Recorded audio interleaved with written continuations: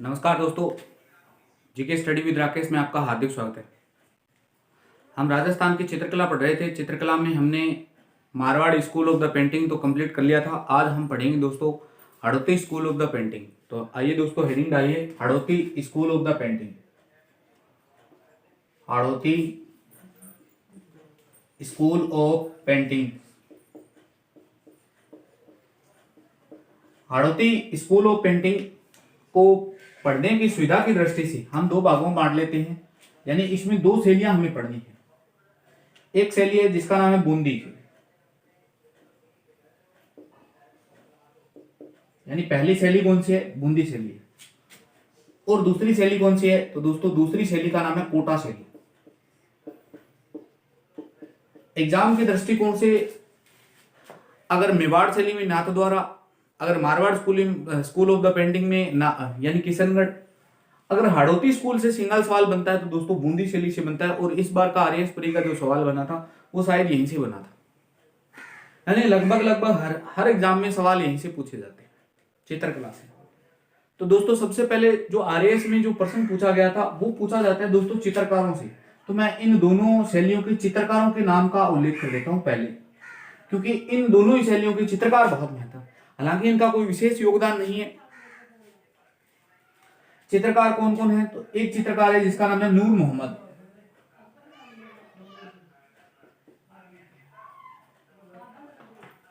नूर मोहम्मद। दूसरा चित्रकार है जिसका नाम है लच्छीराम।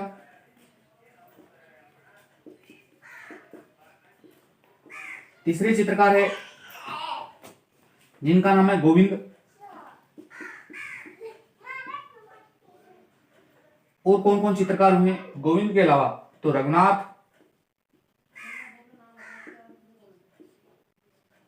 एक सुरजन है, सुरजन के अलावा रामलाल, रामलाल के अलावा एक और है अहमद अली,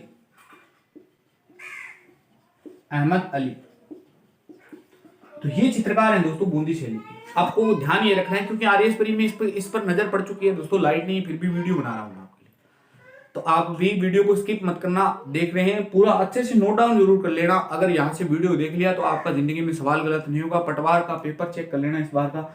अगर चित्रकला से प्रश्न आया तो मेरे वीडियो लेक्चर में से आएगा, अगर नहीं है ना तो किसी भी कोचिंग सेंटर वाले से नहीं आएगा। फिर नोट्स उठा के देख लेना, आपका कोई भी कोचिंग वाला ये लिख दे कि मेरे ये नोट्सों में से है तो नहीं आएगा दोस्तों। नूर मोहम्मद है, लच्छीराम है, रघुनाथ है, सुरजन है, रामलाल है, अहमद अली है और गोविंद। दोस्तों इनमें से भी दो चित्रकार ऐसे हैं, एक का नाम है लच्छीराम, एक का नाम है सुरजन। यानी ये दोनों चित्रकार बाद में कहा जाते हैं, तो दोस्तों ध्यान रखना, ये दोनों चित्रकार बाद में कोटा में आ गए थे। यानी पहले बूंदी में पढ़ेंगे और फिर इनको इन्हीं का नाम मिलेगा कोटा में। तो मैंने पहले ही बता दिया, यानी लच्छीराम और सुरजन दोनों बाद में कहा गए थे, तो ध्यान रखना दोस्तों बाद में ये आ जाते हैं कोटा में। लेकिन अगर ऑप्शन में ये आ जाए कि लच्छीराम और सुरजन का संबंध किस शैली से है तो बूंदी शैली ही आपका आंसर होना चाहिए दोस्तों, कोटा शैली नहीं माना जाएगा। फिर ये भी ध्यान रख लेना। अब देख लेते हैं कोटा के। कोटा में है कन्हैयालाल, कन्हैयालाल के अलावा श्री कृष्ण, और एक फेमस चित्रकार है जिसका नाम है डालू। दोस्तों स्टार लगाओ, डालू का बहुत बार प्रश्न आता है। नूर मोहम्मद, ये नूर मोहम्मद अलग है, ये अलग है। नूर मोहम्मद के अलावा लच्छीराम और रामलाल, लच्छीराम और सुरजन तो दोनों आएंगे, ये तो मैंने पहले ही बता दिया। तो ये है दोस्तों Hadoti school of the painting. यानी Hadoti school of the painting में हमें कुल कितनी शैलियां पढ़नी है? तो कुल दो शैलियां पढ़नी है। कौन कौन सी पढ़नी है? तो पहली बूंदी शैली और दूसरी शैली का नाम है जिसका नाम है कोटा शैली। बूंदी शैली के चित्रकार तो नूर मोहम्मद है, लच्छीराम है, रघुनाथ है, सुरजन है, रामलाल है, अहमद अली है और गोविंद है। लच्छीराम और सुरजन का संबंध दो शैलियों से है। कौन कौन सी से है? तो ध्यान रखना कोटा से भी और बूंदी से। लेकिन अगर ऑप्शन में आ जाए कि कोटा या बूंदी तो ध्यान रखना दोस्तों फिर बूंदी ही सही माना जाएगा। कोटा शैली के चित्रकार कौन कौन है? तो दोस्तों कन्हैयालाल है, श्री कृष्ण है, डालू है, नूर मोहम्मद है और रामलाल, ये इतने चित्रकार है।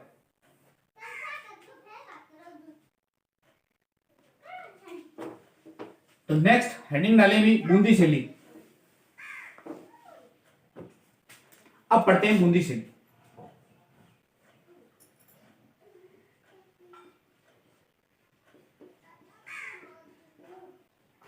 तो वही आपको 2-4% तो याद रखने हैं दोस्तों। बूंदी शैली का विकास किसके समय हुआ? दूसरा प्रश्न ये पूछा जाता है कि बूंदी शैली में रंग कौन कौन सा रंग है? तीसरा प्रश्न क्या पूछा जाता है?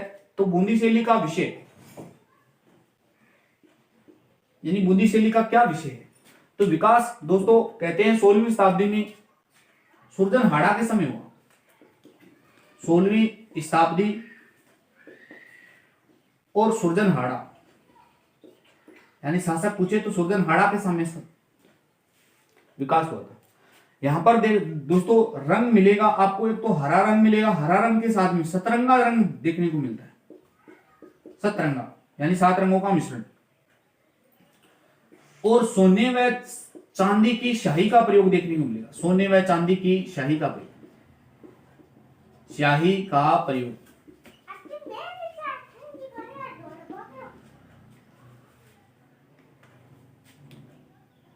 दोस्तों सोने व चांदी की शाही का प्रयोग हुआ ना, एक बार सेकंड ग्रेड में प्रश्न आया था, स्टार लगा लेना दोस्तों, ये प्रश्न कभी पूछा जाएगा। प्रश्न ये पूछा जाएगा कि रेखाओं का सबसे सुंदर अंकन किस शैली की विशेषता है? तो रेखाओं का सबसे सुंदर अंकन किस शैली की विशेषता है? तो ध्यान रखना बूंदी शैली की विशेषता है। यानी इसमें सोने व चांदी यानी जेवरातों की शाही का प्रयोग किया गया। अब जेवरात से अगर कोई शाही के यानी कोई रेखा बनाई जाती है तो वो सुंदर रेखा होती है, तो इसलिए ये प्रश्न सेकंड ग्रेड में आ गया कि रेखाओं का सबसे सुंदर अंकन किस शैली की विशेषता है? तो बूंदी शैली की विशेषता दोस्तों, ये ध्यान रखना। अब विषय क्या है? तो इसका विषय है दोस्तों, एक तो है पशु पक्षियों का चित्रण, यानी बूंदी है देखो दोस्तों राजस्थान के हाड़ौती प्रदेश में पड़ती है, कोटा बूंदी 12 झालावाड़। तो यहाँ वर्षा ज्यादा नहीं होती। अगर वर्षा ज्यादा होती है तो हरियाली भी ज्यादा नहीं रहेगी। क्या हरियाली ज्यादा रहेगी तो पेड़ पौधे भी ज्यादा रहेंगे और पक्षी भी ज्यादा रहेंगे। तो यहाँ पर पक्षियों के चित्र सर्वाधिक देखने को मिलेंगे, यानी पशु पक्षियों का चित्रण देखने को मिलता है। पशु पक्षियों का चित्रण।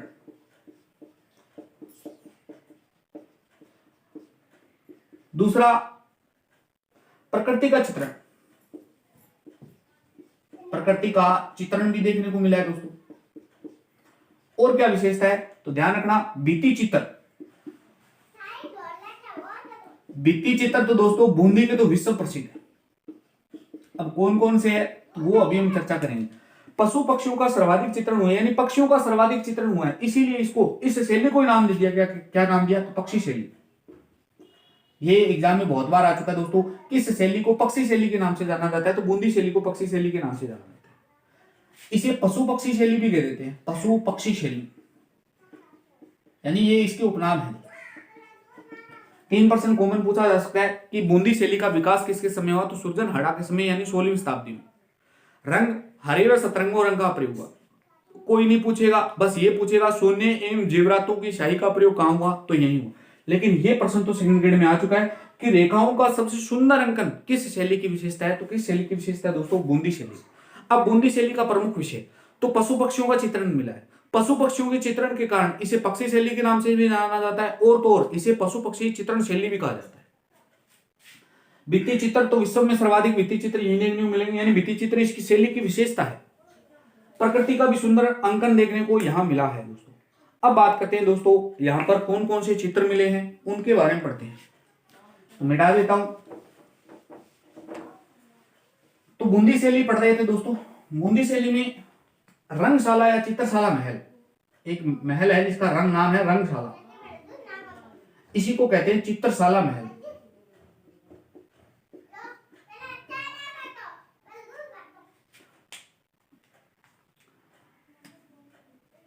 ये चित्रशाला महल है ना दोस्तों, ये है कहां? तो दोस्तों ये ध्यान रखना तारागढ़ दुर्ग में। अब तारागढ़ दुर्ग को लेकर संशय दूर कर देता हूं। ये तारागढ़ दुर्ग है दोस्तों बूंदी। अब तारागढ़ नामक 2 दुर्ग है दोस्तों, यानी तारागढ़ 2 दुर्ग है। एक तो पड़ता है अजमेर में, एक पड़ता है दोस्तों बूंदी में। अब तारागढ़ दुर्ग को अजमेर वाले तारागढ़ दुर्ग का क्या इतिहास है? तो दोस्तों 1113 ईस्वी में चौहान शासक हुआ था, उसने अजय मेरू यानी अपने नाम से इस दुर्ग का निर्माण करवाया था। उस दुर्ग का नाम था अजय मेरू। आपने मेवाड़ का इतिहास पढ़ा होगा। मेवाड़ का एक शासक हुआ था सिसोदिया शासक, जिसका नाम था पृथ्वीराज राणा। मेवाड़ का शासक पृथ्वीराज सिसोदिया, दोस्तों पृथ्वीराज सिसोदिया, जिसे उड़ना राजकुमार कहते हैं, यानी घोड़े वह तेज अच्छा धावक था, यानी घोड़ा तेज बहुत दौड़ाता था, इसलिए उसे उड़ना राजकुमार की संज्ञा दी जाती। उसकी पत्नी का नाम था ताराबाई।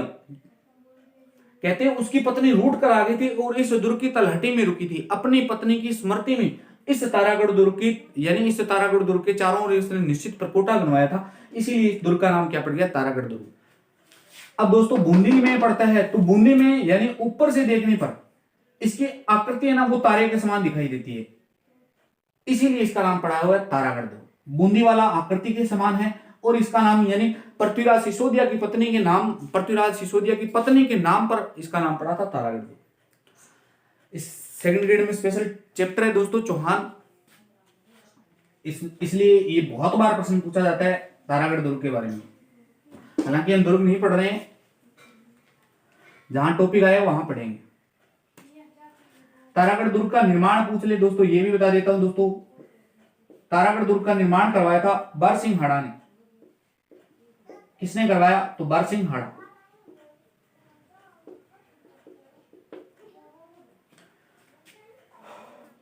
इस रंगशाला का निर्माण किसने करवाया, ये तो यानी रंगशाला चित्रशाला है कहां, तो तारागढ़ दुर्ग में है, लेकिन ये रंगशाला का निर्माण किसने करवाया था, तो राव राजा शत्रुसाल हाड़ा के काल में हुआ। पहली बात तो राव राजा शत्रुसाल हाड़ा के काल में, यानी किसके काल में हुआ, तो राव राजा शत्रु सिंह हाड़ा के काल में। लेकिन चित्रण का कार्य उम्मेद सिंह के काल में हुआ। का कार्य उम्मेद सिंह के काल में, ये ध्यान रखना दोस्तों। चित्रण का कार्य किसके काल में हुआ, उम्मेद सिंह के काल में। इस रंगशाला या चित्रशाला को संज्ञा क्या दी जाती है दोस्तों, बस सबसे महत्वपूर्ण चीज यही है, संज्ञा क्या दी जाती है, संज्ञा दी जाती है इसे विश्व में भित्ति चित्रों का स्वर्ग, विश्व में भित्ति चित्रों का स्वर्ग कहते हैं, या इसे कहते हैं जन्नत। यानी रंगशाला या चित्रशाला कहां बनी हुई, तारागढ़ दुर्ग में, बूंदी में। तारागढ़ दुर्ग का निर्माण किसने करवाया था, तो बरसिंह हाड़ा ने करवाया था दोस्तों। निर्माण तो राव राजा शत्रुसाल हाड़ा के काल में। चित्रण का कार्य किसने करवाया था, तो उम्मेद सिंह ने करवाया था। संज्ञा क्या दी जाती है इसे, तो विश्व का भित्ति चित्रों का स्वर्ग कहते हैं, या जन्नत का के नाम से जाना जाता है इस रंगशाला को दोस्तों। तो ये विशेषता है इसकी, रंगशाला या चित्रशाला। और क्या विशेषता है, तो दोस्तों याद ये रख लेना, बूंदी शैली के सर्वाधिक चित्र यही हैं। बूंदी शैली के सर्वाधिक चित्र अगर कहीं बने हैं ना, तो दोस्तों इसी रंगशाला या चित्रशाला में बने। अब बात करता हूं दोस्तों बूंदी शैली या पक्षी शैली की प्रमुख विशेषताएं क्या क्या है।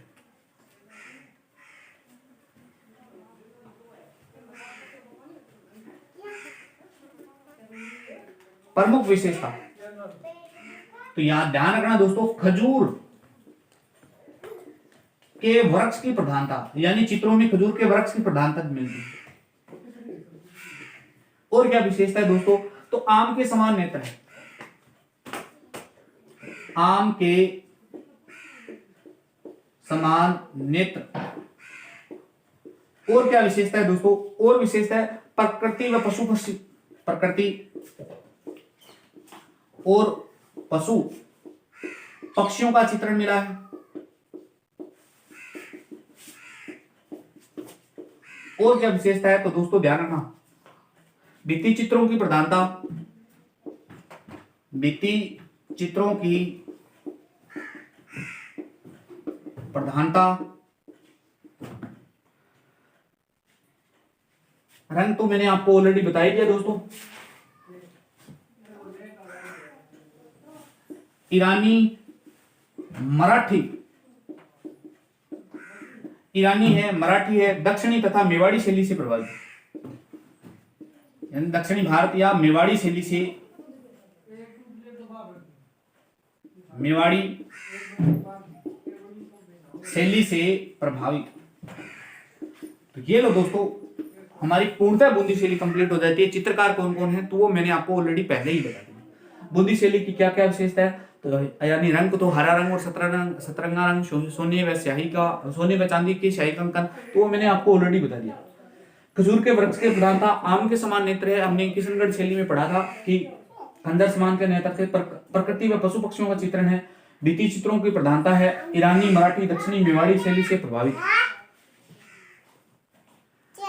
तो मिलते हैं दोस्तों नेक्स्ट वीडियो में, तब तक बने रहिए। वीडियो कैसा लगा लाइक शेयर कमेंट करके जरूर बताना। जय हिंद दोस्तों।